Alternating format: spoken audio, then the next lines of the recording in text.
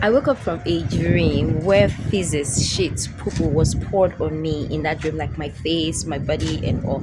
And in that dream, it was funny how I was majestically walking to a place looking for a tap, of course, where I would get to wash off the poo from my face. But I didn't. I passed the water place.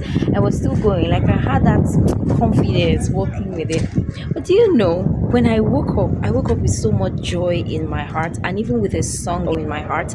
And I was so joyous. And then woke up to go have breakfast because having a dream of poo poo or faces or shit is a money dream, but depends on what you're doing with that poo poo, or depends on the activity that you're having with that poo poo or shit or whatever, is what would determine your position of the money.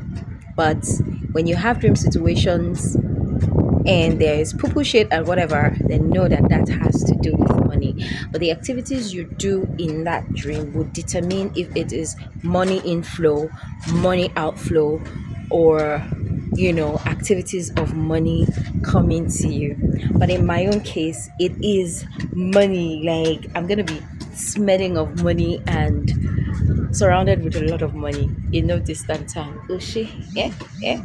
So do tell, what kind of shit dream have you had recently? Let's see in comments.